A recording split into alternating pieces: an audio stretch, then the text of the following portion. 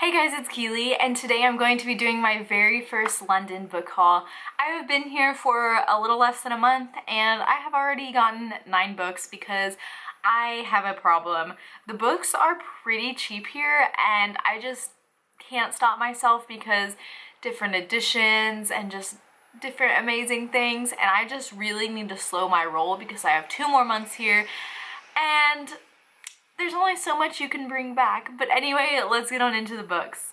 The first book I bought here in London was Harry Potter and the Philosopher's Stone by J.K. Rowling, and I definitely had to buy this one. This was my first trip to Waterstones here, which was really exciting, and I have always said that when I go to London, the book I want to buy is this book because the title is different here than it is in America, and also when you're in England, I feel like you just need to purchase a Harry Potter book.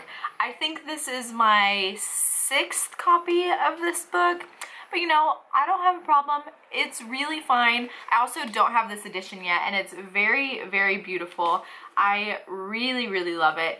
And then the underneath is really stunning too, and it has cute little stars. I just really love it. And the end pages, I am just always so glad to have another edition of Harry Potter, and of course, like I said, I had to get it while I was here.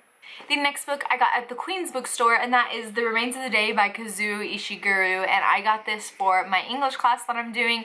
I really don't know what this one is about, but I have heard great things about this author, and the back just says, in the summer of 1956, Stevens, the aging butler of Darlington Hall, embarks on a leisurely holiday that will take him deep into the countryside and into his past. So his novels are always very highly acclaimed, so I'm really excited to get into this one and see what all the hype is about.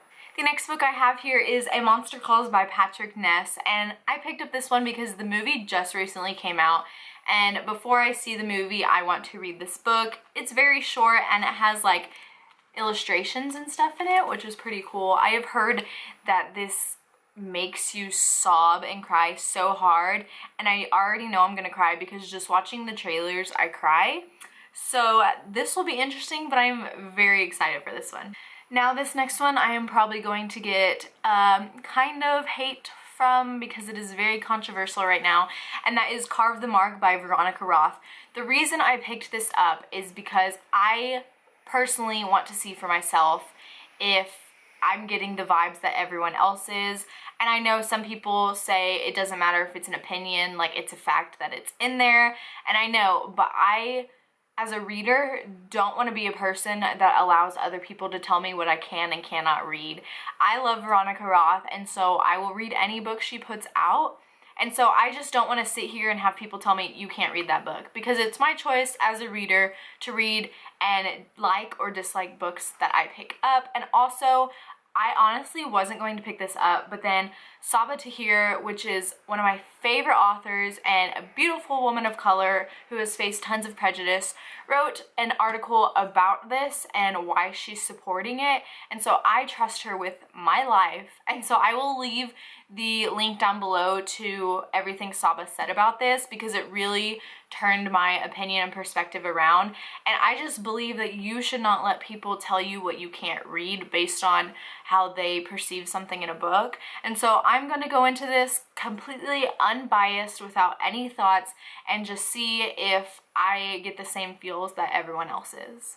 The next book I have here is called The Midwife by Jennifer Worth, and I read this in the month of January for one of my English classes, and it is amazing. It is a memoir set in the 1950s all about midwives, and that sounds kind of weird, but I personally really enjoyed it and definitely learned a lot from this book.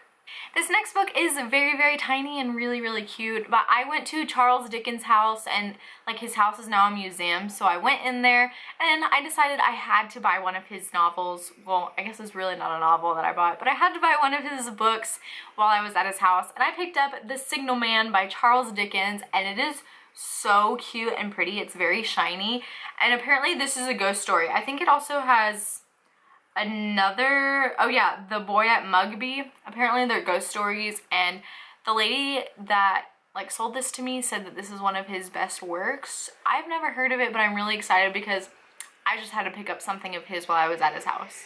This next book I'm very excited about, and that is Harry Potter and the Chamber of Secrets by J.K. Rowling.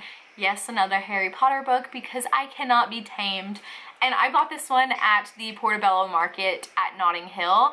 And this is like the original like UK cover edition. And the guy at the market said that these are starting to like really pick up their prices and really sell for a lot. So I thought I'd go ahead and get it, and plus I don't have this edition yet and I'm trying to collect every edition ever made because that's possible. But one thing that I absolutely love is in the back here, it's just like printed letters to J.K. Rowling. And so like some of them are from 9-year-olds, from 8-year-olds. Let me just read this one to you real quick. Like, this is so precious. It says, "Dear Miss Rowling, my name is Fiona Chadwick and I am 9 years old. I really like the book Harry Potter. My class and I are reading it as a novel. I think all the class are enjoying it too, but the only thing wrong with it is that you can't put it down." And so I just love, absolutely love that there's notes in here to J.K. Rowling, and it just really shows how much this series means to everyone, because it means a lot to me, so I just had to get another copy because why not?